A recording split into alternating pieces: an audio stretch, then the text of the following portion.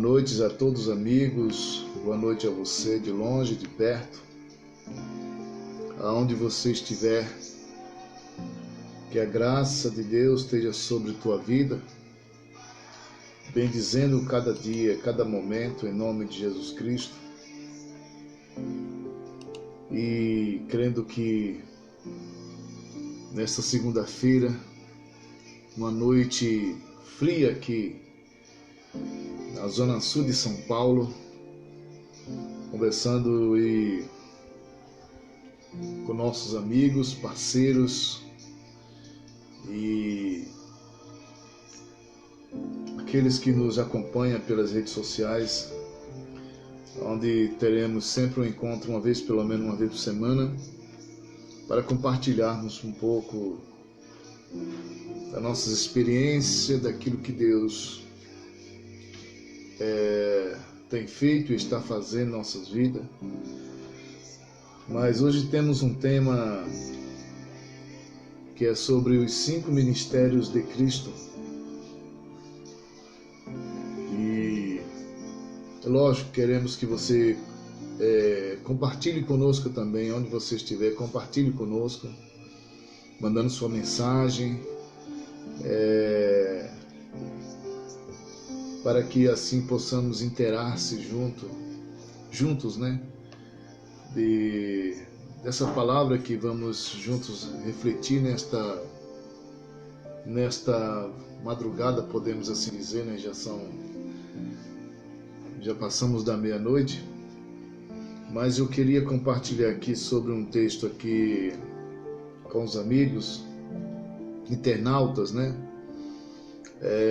Sobre essa parte dos 5 ministérios de Cristo.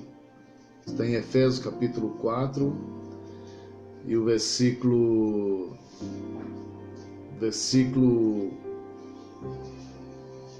11 e 12. E ele deu uns para apóstolo, e outros para profeta, e outros para evangelista, e outros para pastores e mestres ou doutores, para a preparação dos santos, para a obra do ministério, para a construção do corpo de Cristo. Podemos ler o 13 também, até que todos atinjamos a unidade da fé e do pleno conhecimento do Filho de Deus, para o homem perfeito, para a medida da estatura, da plenitude de Cristo, para que não sejamos mais criança inconstante, levado em volta por todo movimento de doutrina, pelo dolo dos homens, pela astúcia dos artifícios do erro. Então aqui estamos compartilhando deste texto maravilhoso, falando dos 5 ministérios que Cristo deu à sua igreja. Eu quero compartilhar a partir de um ponto de que os ministérios que foi dado por Cristo, eles estão em evidência no dia de hoje. Todos os 5 ministérios estão em evidência, porque foi o ministério que Cristo deu à sua igreja, né? Não é ministério de homens, não é ministério de pessoas, não é ministério de conversão, não é um ministério de denominação, não é um ministério, sabe, de que seja, mas é o ministério de Cristo dado à sua igreja. E louvamos por isso, porque o Senhor é maravilhoso. Ele deu esse ministério à sua igreja para o exercício, né? Para que a igreja continue ativa, atuante, e sabendo que Cristo governa através desses ministérios. E é algo tremendo, né? Que o Senhor tem os seus ministros, porque assim, primeiro eles são levantados por Deus, é Deus que levanta esses ministros, e depois é reconhecido, né, pela igreja, pelo corpo. E a igreja reconhece esse ministério porque eles são levantados por Deus. Não é levantado por homens. Homens não levantam ninguém, né? Homem não tem essa capacidade de levantar. Mas é o próprio Espírito Santo que levanta esses homens com o objetivo principal, que é a edificação do corpo de Cristo. Não só funciona um ministério, não. Funciona não só um ministério pastoral, funciona, na verdade, os 5 ministérios, né? A gente percebe que por tempo temos perdido essa visão do ministério, temos perdido mesmo a visão ministerial, e aí o que acontece? Temos visto esse sofrimento, né, que a igreja tem passado por anos, porque a gente percebe que somente o ofício de pastor é o que a gente tem mais visto na atualidade, onde tem se reconhecido. Mas a mão é apostólica de apóstolos, profetas, evangelistas, pastores e mestres. Toda essa equipe, toda essa companhia, ela tem um objetivo que é dar uma direção, da estrutura, né, em toda essa organização chamado Corpo de Cristo. Então, todos eles são importantes, não resta dúvida, mas a gente tem visto somente um. E também temos visto que a forma que temos conhecido, a forma de primeira pessoa ser um cooperador, depois ser um diácono, depois ser um presbítero, depois é que vai ser evangelista, depois pastor. Isso é bom, mas não é bíblico. Não tem essa função na Bíblia, essa carreira ministerial. Existe um chamado. Não tem uma carreira ministerial, conforme a gente tem percebido, como diz assim, aquela escadinha, né? Parece que a pessoa vai indo, vai com aquele grau, vai sendo promovido. E não há promoção nesse governo, né, de Cristo do ministério. Não há promoção, há um chamado. Há um chamado que o Espírito Santo chama homens para atuar nesse governo, nessa companhia aonde a cabeça é Cristo, e vem depois os apóstolos e os profetas, e vem os demais ministérios atuantes, que é uma forma de governo do ministério de Cristo. Por isso que o apóstolo falou aqui com muita ênfase que foi Cristo que deu esse ministério. Ele deu uns para apóstolo, outros para profeta, e outros para evangelista, e outros para pastores e doutores ou mestres, né? Quando saímos dessa conotação bíblica, numa visão mais apostólica, temos visto que perdemos a direção, perdemos o rumo, perdemos o foco. A igreja, desde a era primitiva até hoje, o Senhor chamou para ser uma igreja apostólica e profética, né? Não desprezando nenhum outro ofício, de forma nenhuma, nenhum outro ofício, porque todos eles são muito importantes. Por isso que o apóstolo Paulo diz também em Efésios que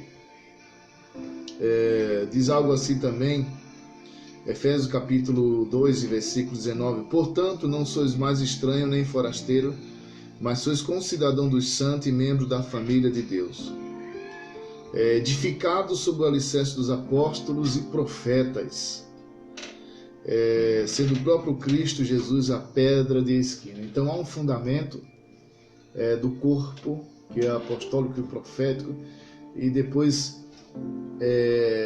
evangelista, pastores e mestres. Todos esses têm um objetivo, é a edificação do corpo de Cristo. O objetivo desses ministérios não é promoção, não é promover-se, não é uma promoção, não é algo assim que a pessoa foi promovida a um cargo superior ou uma cadeia de autoridade, não. Todos eles têm sua função e as suas funções são muito importantes. Sem essa função, sem isto, o corpo não trabalha direito, não anda, não caminha, né? Ele se torna debilitado porque fica faltando, sabe, alguma coisa. Então, por isso que veio estas funções no corpo de Cristo. Então, a unção apostólica, ela é tão importante como os demais. Ela não é algo, sabe,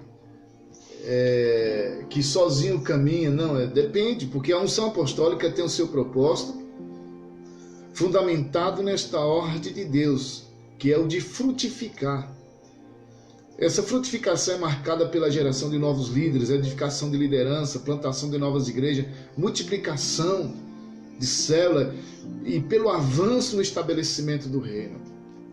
Então, o apóstolo, ele tem algo também muito importante. Não resta dúvida que o apóstolo, ele tem um trabalho importante. Mas, quando olhamos também, vemos que todos os outros, ele tem sua importância, sabe? Ele tem sua importância na condução dessa companhia, né?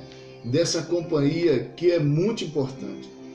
E também tem a unção profética que tem o seu propósito fundamentado nesta ordem de Deus, que é o de multiplicar. O próprio Moisés diz que gostaria que todos fossem profetas, pois ele representa a boca de Deus na terra. Não é a voz dos ímpios que compromete o estabelecimento do reino de Deus na terra, mas os silêncios dos justos, dos profetas. Esse ofício também profeta é muito importante. Nós temos visto a negação desses ministérios. Não é porque de repente tenha os falsos apóstolos, os falsos profetas, que não vamos crer, porque também tem os falsos pastores também. Tem pastores que não foram chamados e só tem título. Também tem isso. Pastores que também só tem título de pastor, mas não tem o ofício de pastor também. Então, o ministério é conduzido pela uma companhia de homens trabalhando, homens desenvolvendo os projetos do reino de Deus. E então, há um gerenciamento disso através do ministério. Aí tem a unção evangelística, e tem o seu propósito fundamentado nesta ordem de Deus, que é o de encher a terra. O desejo do nosso Deus desde o princípio da criação sempre foi de encher a terra de uma mesma semente segundo a sua espécie. Então o evangelista, quando olhamos para a mão apostólica, o evangelista é aquele que vai mais longe, né? Apóstolo, profetas, evangelista. O evangelista é aquele que deve ir mais longe, mais adiante, alcançar os campos não alcançados, alcançar terras que não foram tocadas pelo evangelho. O evangelista, ele deve ir mais adiante, ele deve ir com uma mensagem para tocar os corações de pessoas, sabe, que ainda não foram alcançados. O evangelista não é aquela pessoa que vai ficar plantado em um local, sabe, como diz o pessoal aqui, fazendo campanha, fazendo movimento. Não, o evangelista, ele tem uma mensagem. Ele tem uma mensagem, que é a mensagem da cruz para a salvação dos pecadores, para tocar os corações dos homens, para levar o arrependimento, para os homens se arrependerem, sabe? Então o evangelista é aquele que vai mais adiante. Seria bom que os evangelistas entendessem isso, que ele deve ir mais adiante, mais longe, né? Ele deve se antecipar aos demais. Depois do evangelista, aí que vem por trás o ministério, né? O ofício pastoral. Nós temos cometido analisando de um ponto assim, nós temos cometido uma falha, porque enviamos mais adiante para ir o pastor. Ué, quem deve ir mais adiante primeiro é o evangelista, né? Então, amados, e aí em seguida sim vem a unção pastoral, que tem o seu propósito fundamentado na ordem de Deus, que é a de sujeitar. É necessário que as pessoas reconheçam o amor de Deus revelado através da unção, e desta unção pastoral, né? Para que elas recebam as suas orientações, conselho, direcionamento, e sujeite a eles. O verdadeiro amor leva a sujeitão. O próprio Jesus disse: se me amardes, guardareis os meus mandamentos. Então, quando o tempo vai passando, nós vamos começando a aprender, começamos a ver essas qualidades tremendas em cada ministro de Deus. Todos eles são importantes. Não existe uma hierarquia nesse sentido. Simplesmente cada um está sendo usado pelo Senhor de acordo com o seu chamado. Entende? Cada um está sendo usado de acordo com o seu chamado. Não existe uma hierarquia. Existe uma unção que trabalha nas funções que Deus delegou para cada ministro. Para cada ministro, para cada ofício que está sendo usado nessa companhia, nessa organização, onde o cabeça é Cristo, né? E aí vem a unção de mestre, que tem o seu propósito fundamentado nesta ordem, que é a de dominar. E aqui é um ponto interessante. Eu quero dizer uma coisa: mestre é um dom, é um ofício dado por Cristo. Não é porque a pessoa fez um seminário, fez uma faculdade teológica que é mestre. Não. É bem diferente uma coisa da outra. Entende? É bem diferente. Se a pessoa estudou, que é muito bom, e é bom que se estude, para aperfeiçoar algo que já tem, e não para adquirir, e não para possuir, ou não para ter o ofício ou dom. Não. O mestre é um dom. Mesmo que a pessoa não faça nenhuma faculdade teológica, entendeu? Não faça algumas outras faculdades, outros assuntos, outros temas. Quando Deus chama, essa pessoa recebeu de Deus a habilidade de atuar como mestre. Agora, é lógico, é óbvio, né? Se a pessoa estuda, ele vai aperfeiçoar aquilo que já tem, aquilo que já está nele já.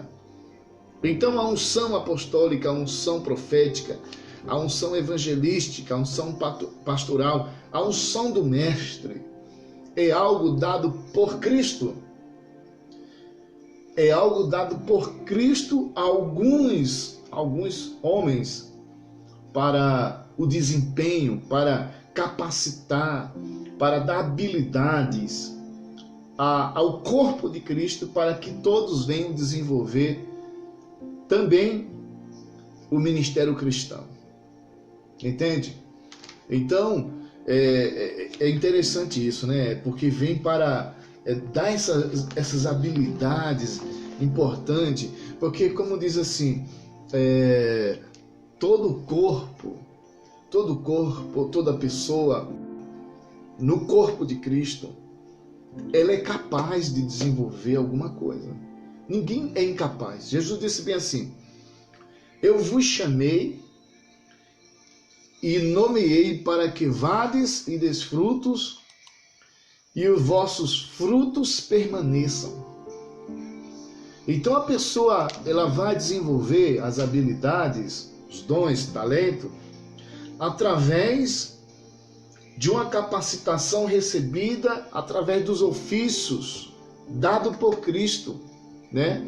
Cristo deu o ofício, esses ofícios vão capacitar, vão dirigir, vão delegar, sabe? Pessoas do corpo de Cristo, para que cada um também desenvolva isso no corpo de Cristo, atuando em todos os lugares. E é isso que temos entendido, né? esses ofícios e ministérios não é uma carreira. Não é uma carreira de forma nenhuma. É um chamado de Deus. É uns dons recebidos de Cristo, que Cristo deu a sua igreja, né? As suas igrejas. Então, como a gente sabe, né? Como você sabe que essa pessoa ela é capacitada por Cristo nesses dons. É bem verdade que a diferença de um evangelista, há uma diferença de um evangelista para outro evangelista, há uma diferença de um pastor para um outro pastor, de um apóstolo para outro apóstolo, de profeta para profeta, de mestre para mestre. A diferença é a experiência, a intensidade do ministério de cada um, né? Porque há de entender que a intensidade ela muda o âmbito daquela unção, daquele ministro que está trabalhando com aquela unção, a intensidade. É bem verdade que a experiência e a intensidade são coisas fundamentais para que algumas coisas aconteçam. Mas tem também uma forma tremenda de podermos perceber quando estes ministros estão atuando e como os detectamos através das suas mensagens, sabe, a forma que eles ministram, de como Deus está atuando na sua vida. Por exemplo, quando ouvimos uma mensagem de um apóstolo, aumentamos o nosso amor pelo reino de Deus. Olha só. Então, quando uma pessoa do corpo ela aumenta o seu amor pelo reino, isto é a mensagem apostólica, porque o apóstolo leva isso. Como também, quando ouvimos uma mensagem de um profeta, aumentando o nosso amor pelo próprio Deus. E assim sucessivamente, quando ouvimos a mensagem de um evangelista, aumentamos o nosso amor pelo mundo que ainda não conhece o Salvador. O evangelista traz esse conhecimento de que o mundo está perdido, de que precisa pregar o evangelho, indo por todo o mundo e a todas as criaturas, né? E quando ouvimos uma mensagem de um pastor, aumentamos o nosso amor pelo corpo de Cristo, que é a igreja. E no último ofício dado por Cristo é quando ouvimos uma mensagem de um mestre, aumentamos o nosso amor pela palavra de Deus. Então, observa que a gente vê muita gente fora do lugar, né? Fora do lugar. É interessante. Muitas pessoas realmente fora do lugar e aonde de repente parece que dá a entender assim que parece que o ministério está andando de muleta, né? Sabe aquela coisa que anda de muleta, entendeu? Por quê? Porque às vezes estamos atuando fora do lugar. Porque vemos o ministério como algo hereditário, ou vemos como se fosse uma promoção especial, ou vemos como uma carreira, e não temos visto como chamado. E temos visto isso na igreja brasileira, sabe? Na igreja brasileira temos visto a situação de pessoas, muitas pessoas fora do lugar, colocando-se no lugar onde Deus não chamou. Pessoas assumindo títulos que Deus nunca deu. Entende? Então, isso é interessante. Muitas pessoas ministrando fora do lugar e em vez de edificar, está trazendo muito mais problema. Trazendo muito mais problema, transtorno, desavença, divisão, contenda, ambição. Por quê? Porque não foi algo dado por Cristo, foi algo dado através de promoção e de outras coisas mais. Então, meu caro amigo, você que está nos vendo e nos ouvindo neste momento, percebe-se que, quando vemos aqui o texto aqui desse livro de Efésios, né, que fala a respeito disso, vemos que eles foram dados para edificação ou para preparação dos santos para a obra ou para o desempenho do ministério, para a construção. Quer dizer, é uma construção, edificação. Você coloca um alicerce, se coloca um tijolo e vai colocando e vai construindo. Então foi dado para isso, para preparação ou edificação, para a construção deste corpo. Não é interessante que o que a palavra de Deus fala? Então, se isso não está acontecendo de acordo com a palavra de Deus, então quer dizer, as coisas estão fora do lugar, estão tudo errado. Na verdade, está tudo errado. Entendeu? Tem que fazer como diz assim, uma reforma, voltar novamente a ser aquilo que no início foi, né? Que é preparação, edificação, consolidação para a construção do corpo de Cristo, até que todos atinjamos a unidade da fé e do pleno conhecimento do Filho de Deus. Porque os 5 ministérios é dado para isso. Cada um edifica na sua função. Entende, amigo? Cada um vai edificando na sua função pela qual Deus o chamou. Você não pode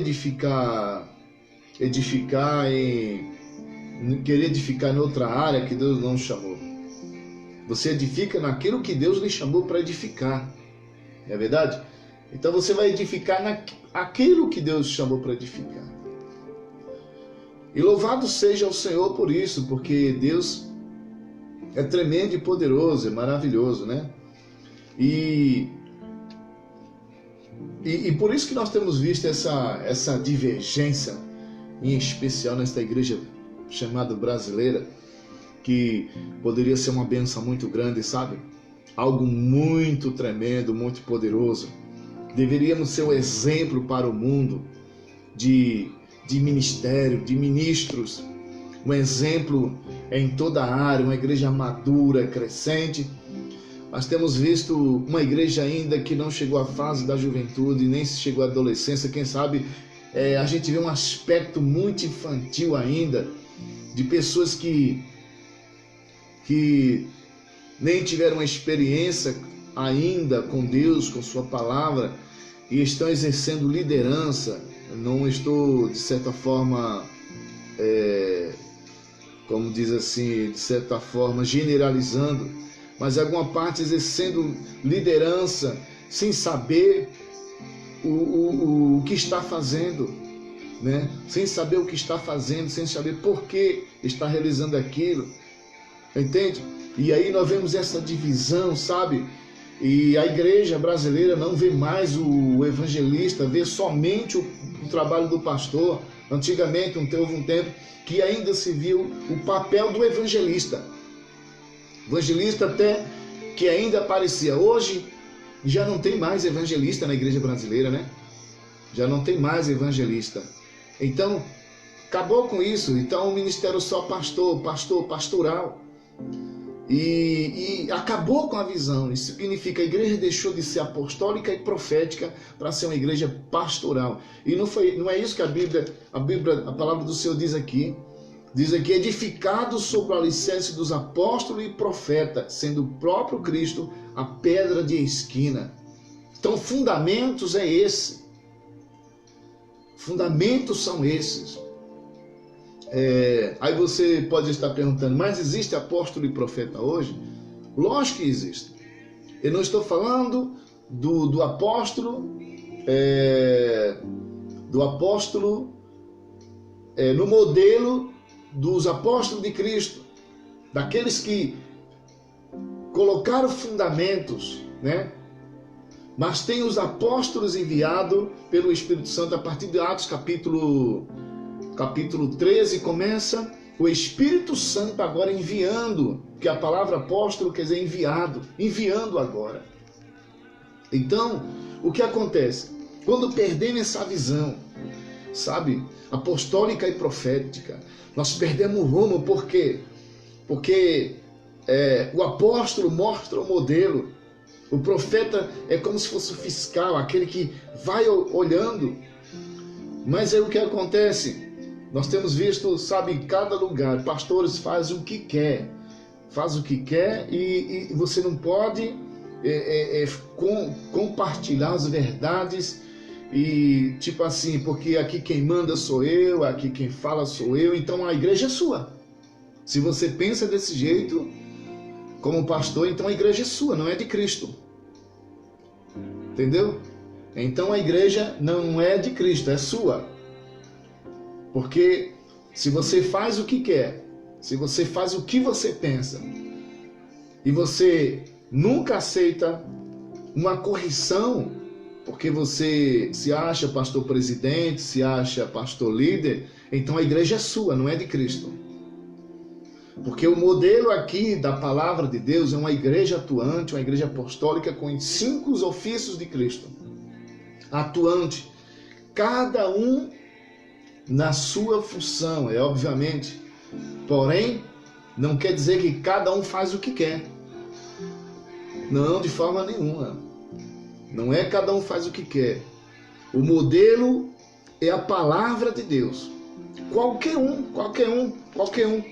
que deixa o modelo, que deixa a palavra, ele pode ser, sabe, corrigido, para que volte ao modelo da palavra, para que possamos edificar. Então, quando você vê uma igreja dividida, uma igreja separada, uma igreja apóstata que já desviou de tudo, dos princípios de Deus, é uma igreja que está totalmente longe do Senhor. Então se tornou uma igreja apóstata porque desviou dos princípios, do modelo de Deus, que é uma igreja apostólica e profética. Isso não é invenção. Efésios capítulo 4 e 11, não ficou para o passado, não é coisa do passado, entendeu? Quem está falando aqui é o apóstolo Paulo. Depois da ressurreição, Cristo levantou seus 12 apóstolos quando estava na terra vivo. Aqui agora é apóstolo levantado pós-ressurreição. E ele diz aqui, que ele deu uns para apóstolos, outros para profetas, outros para evangelistas, outros para pastores e mestres, visando a aperfeiçoação o aperfeiçoamento dos santos. E quando chega voltando lá em Atos capítulo 13, Atos capítulo 13, né, vendo nesse texto aqui, nesse texto, Atos capítulo 13, que a palavra do Senhor diz assim, 13 de Atos dos Apóstolos, diz assim: na igreja de Antioquia havia profetas. Olha aqui o texto, leia na sua Bíblia isso, ou você tirou da Bíblia esse texto? Na igreja de Antioquia havia profeta. Aqui eu não estou falando de dom de profecia, não estamos falando disso, do dom de profecia. Estou falando do ofício de profeta, que é um homem da palavra. E mestre, e ele fala aqui, Barnabé, Simeão, né? Lúcio, Manem e Saulo. Aqui está um colégio, sabe, profético e de mestres aqui nesta igreja. E de homens aqui que foi pós-ressurreição. Agora, eles estavam servindo ao Senhor. E o Espírito Santo diz: separai-me a Barnabé e a Saulo para a obra que eu tenho. Aqui é um chamado de Deus. O Espírito Santo chamou esses homens. Então, eu preciso entender. Se você pode ser um pastor, certo?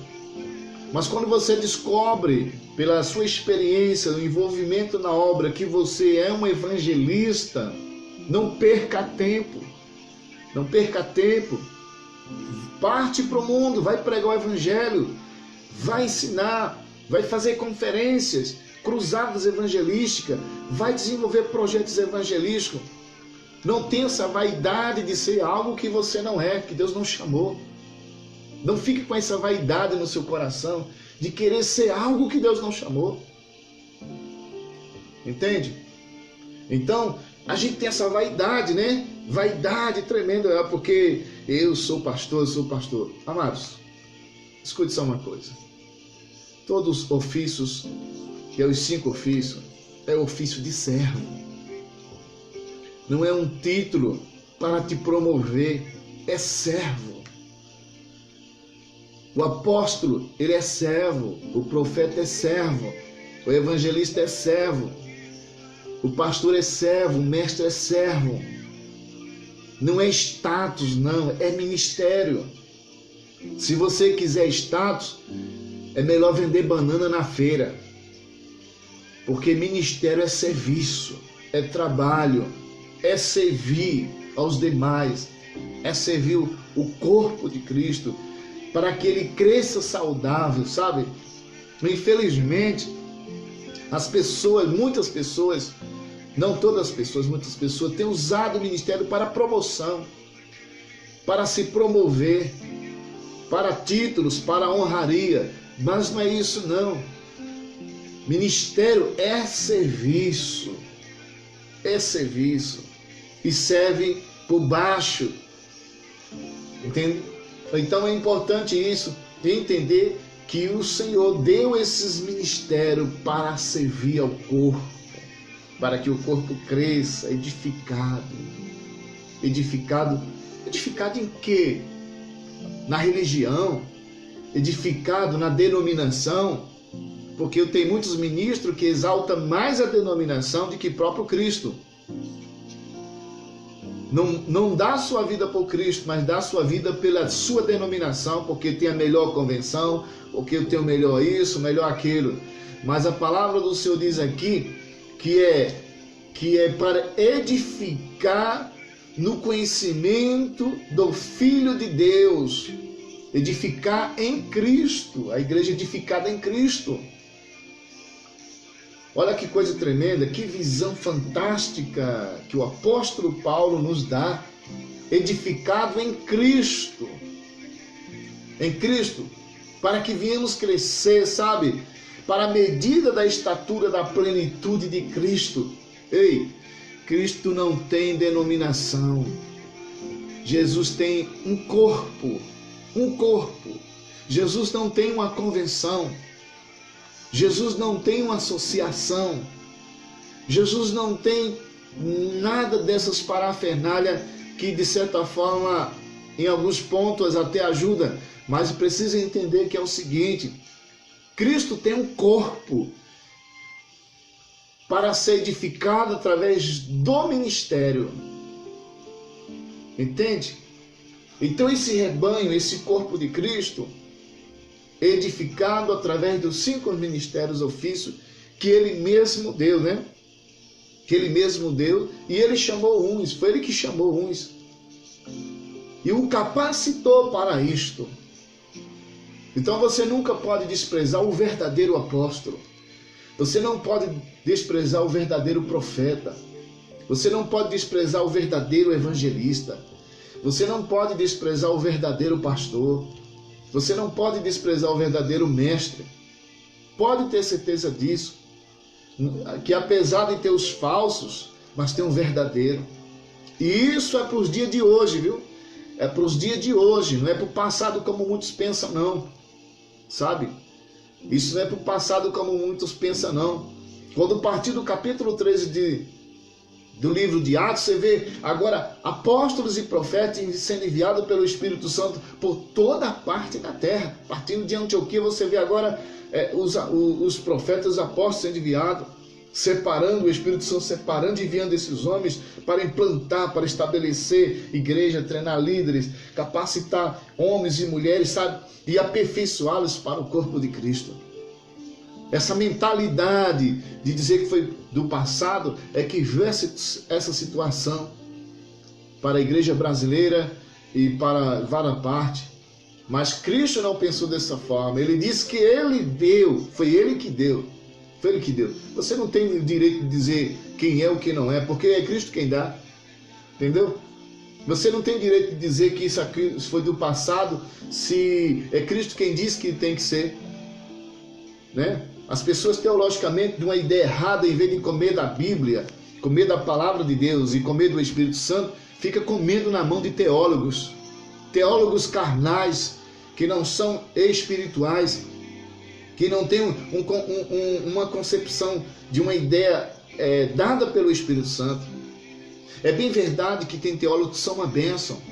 É bem verdade que tem aqueles teólogos que é cheio do Espírito Santo, que busca o conhecimento para servir, né? Que crê na palavra de Deus. Mas por outro lado, tem outros que é um problema para a igreja brasileira. É um problema. Em vez de ser bênção, se torna um problema. Você entendeu? E aí começa a confusão de que muitas coisas foram para o passado. Como foi para o passado?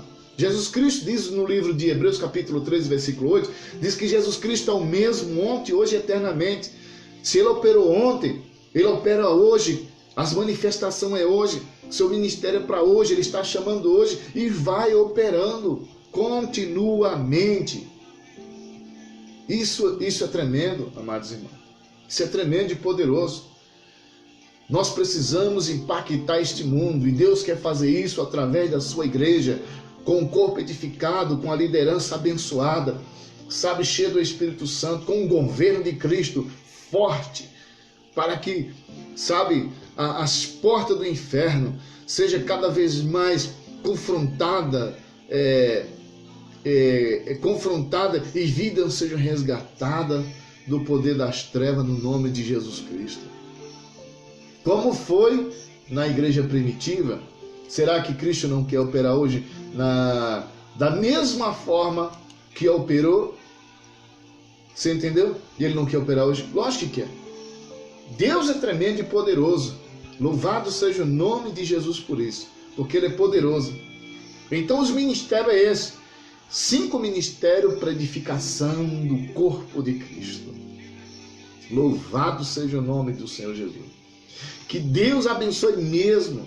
Que louvado seja o nome de Jesus pelos apóstolos que eles têm levantado pelo mundo afora. Deus abençoe, sabe, pelos profetas que Deus tem levantado. Deus abençoe pelos evangelistas, pelos pastores, pelos mestres que Ele tem levantado para poder, sabe, continuar esta obra tremenda e maravilhosa que é a companhia, aleluias, do corpo de Cristo, trabalhando no governo de Cristo, aleluia, implantando o reino de Deus na face da terra. Aleluias. Então, é tempo, amados irmãos, para que possamos, sabe, continuar firme, analisando, pensando, meditando, buscando em Deus, buscando no Senhor, sabe, se alimentando em Deus da sua palavra e sendo edificado no poder tremendo do Espírito Santo. É muito gratificante quando falamos isso, porque nós vemos, sabe, a operação do Espírito Santo de forma tão tremenda, tão maravilhosa, que a gente às vezes ficamos pensando assim, como é que Deus pode ser dessa forma, né? Tão tremendo assim.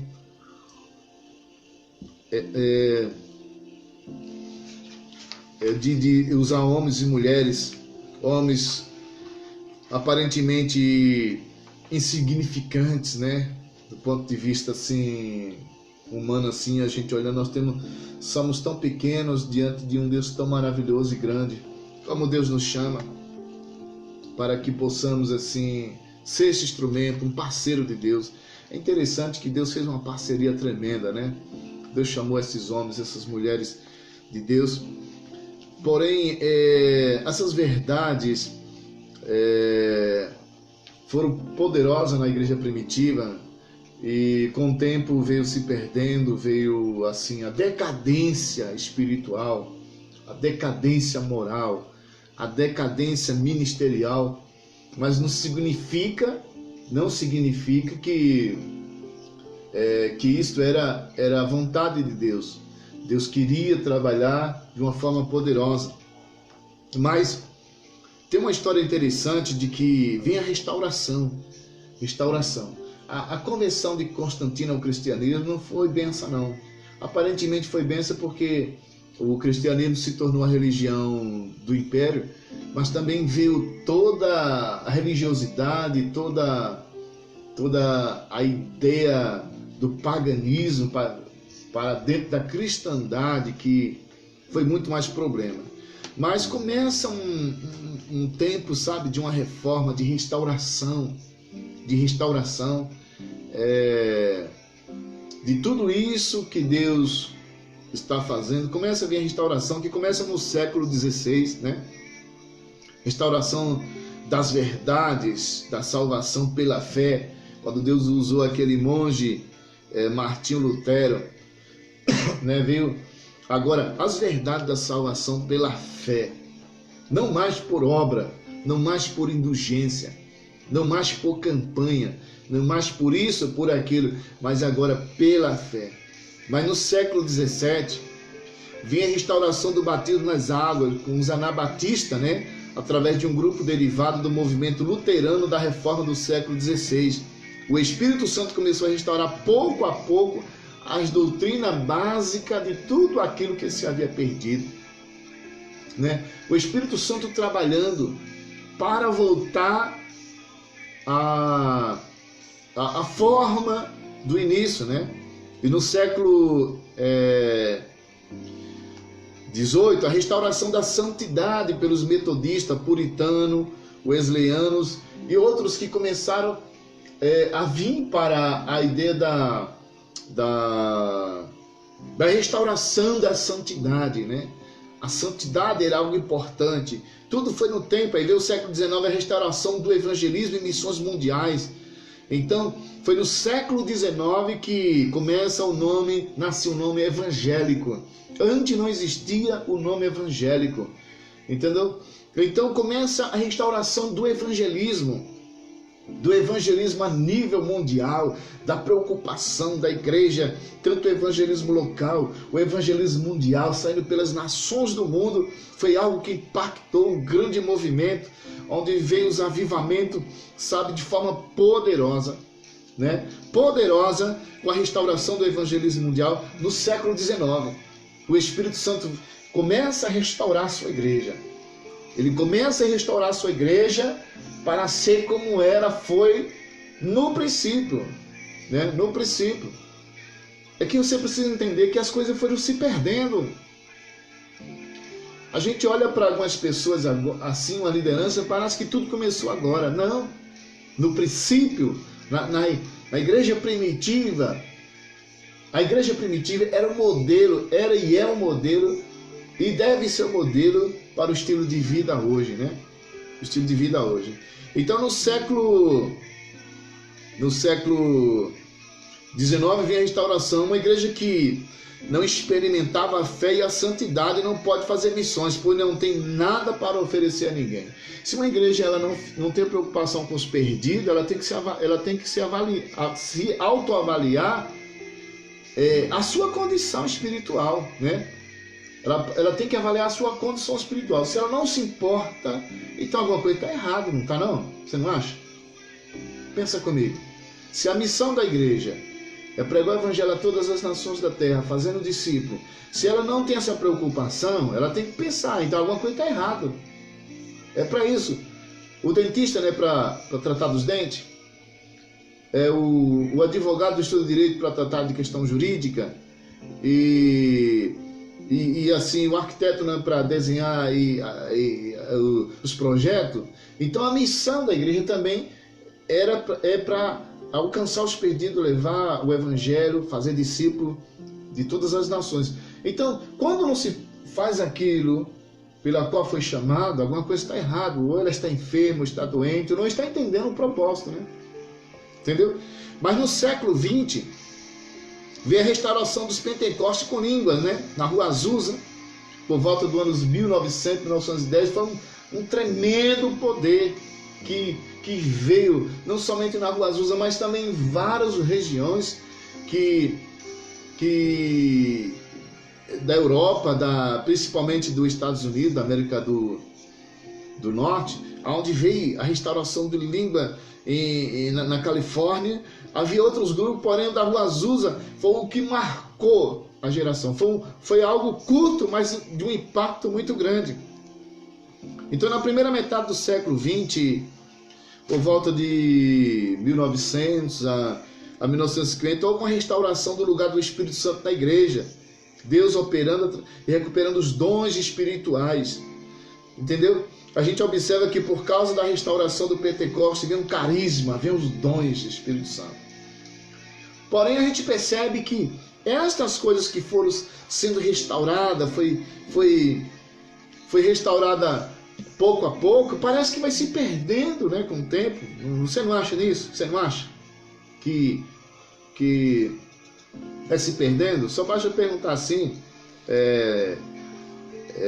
a sua igreja tem preocupação com missões? Faz um trabalho evangelístico na base, da onde vive? Tem preocupação com missões mundiais? Se não tem, então, imagina. Ela tem preocupação com o mover do Espírito Santo, o batismo do Espírito Santo, os dons espirituais. Ela flui de forma tremenda, dons se manifestam. Pense bem nisso também. Não é interessante? Então a gente vê que cada vez foi atuando dessas formas as coisas, né? Foi cada vez mais crescendo até chegar a mais ou menos no século XXI, onde por volta de 1600 foi aquela questão da fé, a operação da fé. Quando chega por volta de 1600 vem o batismo, de 1800 a santidade, 1900 começa a atuação do evangelista, a restauração do ministério do evangelista, 1900 a mais ou menos 1950 vem o Pentecoste, aquele mover do Espírito Santo, e a partir de 1950 começa a vir o ministério com a restauração do ofício apostólico e profético, entende? Tudo isso no operar de Deus para a restauração do ministério. Então o início da igreja foi marcado pelo fluir dos dons ministeriais. Nesses últimos dias do século XXI, veremos a restauração dos 5 dons ministeriais antes do arrebatamento da igreja. E o Senhor restaurando todos os ministérios da igreja com um propósito, preparando a igreja para o tempo do fim, o tempo que Cristo vem buscar. Então, por isso que cremos que é possível um grande avivamento nesse tempo do fim, mesmo com toda a apostasia, um grande avivamento da igreja do Senhor, da verdadeira igreja, porque haverá uma restauração. Quando há restauração dos 5 ministérios, começa a vir um mover de Deus. O mover de Deus. A restauração vem pelo mover de Deus, sabe? Restaurando o ministério. A igreja que estiver aberta para o ministério do Espírito Santo, ela experimentará um grande avivamento. Ela vai romper sistemas, romper barreiras, romper paradigmas, para que possa receber o novo do Senhor, para que possa receber o vinho novo, a restauração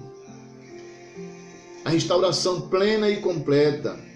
Deus quer fazer isso, está fazendo isso na sua igreja, Deus está restaurando a sua igreja, mas a igreja que não estiver aberta para restauração, ela vai se apostatando, ela vai se afastando, ela vai ficando longe, ela até canta, ela até pula, ela até grita, mas está longe de Deus porque não quer receber o novo do Senhor. Entende? Ela não quer receber o novo de Deus, não no sentido novo de novidade, mas de restauração, sabe? De voltar a ser o que ela era, o propósito para o qual a igreja ela foi criada. Porque Jesus disse: eu edificarei a minha igreja, a igreja do Senhor. Por exemplo, uma doutrina errada, ou um ensinamento errado, ou algo Que é errado, primeiro cooperador, depois diácono, presbítero, depois evangelista, pastor, como se fosse uma hierarquia. Isso não é bíblico. Isso não está na Bíblia, não há esse ensinamento nas Escrituras de que você precisa de uma escadinha para chegar. O ofício correto é, sabe, apóstolo, profeta, evangelista, pastor e mestre. O ofício dado por Cristo, porque o ministério apostólico é aquele que toca a todos. O ministério do profeta é aquele que aponta o erro, mostra a solução em Deus. O ministério do evangelista é o maior de tudo, porque ele é que ganha almas e enche a igreja. Sabe, pastor tem aliança, leva o povo a um compromisso com Deus. O mestre limpa os ouvidos do povo para a palavra de Deus. É importante tudo isso. Então, meu amado amigo, meu amado pastor, o objetivo nosso, de forma nenhuma, é gerar confusão, de forma nenhuma gerar uma confusão, nem discussões, porque a questão aqui não é teológica, é a palavra de Deus. A questão não é teologia, não é um conceito, não é uma ideia, não é um pensamento, não é uma filosofia, é a palavra de Deus que diz, entende? Não adianta ficarmos filosofando ou tendo uma tendência teológica ou um pensamento, porque todos isso se torna, sabe, todos isso se torna esdrúxulos diante daquilo que a palavra de Deus diz, entende? Então, quando voltarmos a ser aquilo que a palavra de Deus diz, seremos bênção, seremos uma igreja abençoada, seremos, sabe, um povo abençoado, veremos milagres de Deus operando, veremos uma igreja crescendo, sabe? A diferença é que hoje nós vemos que quando há um ministro de Deus, talvez com capacidade diferente, ou mais que o outro, começamos a ter ciúmes, começamos cortar, não é isso que Deus quer. Deus dá tudo de acordo com capacidade. Deus dá de acordo com a nossa capacidade. Então, se você ministra desta forma, você está ministrando de acordo com a sua capacidade. E talvez muitos são até preguiçosos. Porque se você é um ministro de Deus e não busca a palavra de Deus, não busca estudar, não busca crescer nela, você é um cara preguiçoso. É lógico que outro que vai chegar agora, que vai ler, que vai estudar, que vai buscar, que vai orar, ele vai crescer. Isso é verdade. E naturalmente ele vai ter mais capacidade de ministrar. Então, você não pode ser um ministro preguiçoso. Você tem que buscar em Deus. E quando você também descobrir que você está dentro de um chamado errado, que o seu ministério colocou, você tem a coragem e a audácia de dizer, olha, eu não fui chamado para isso.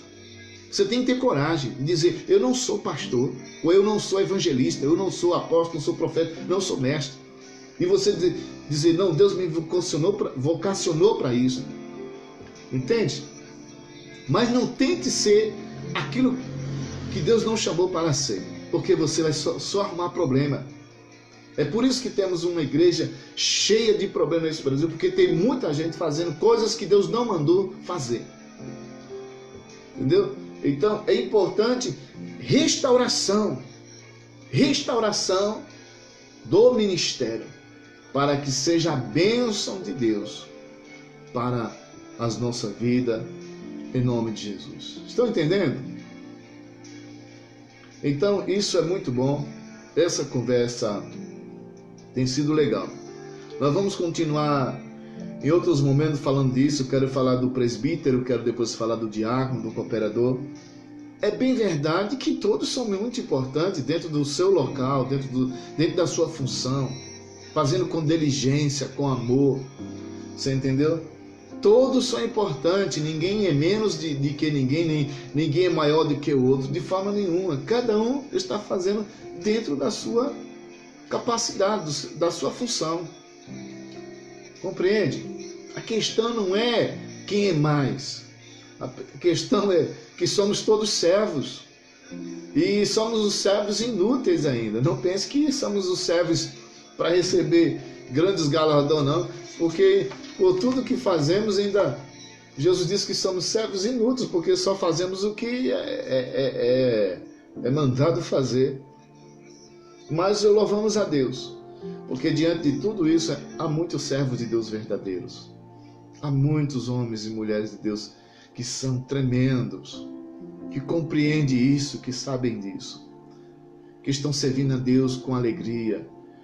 Estão servindo a Deus não por vaidade, estão servindo a Deus porque Deus colocou isso dentro, sente o peso, sente a responsabilidade, né?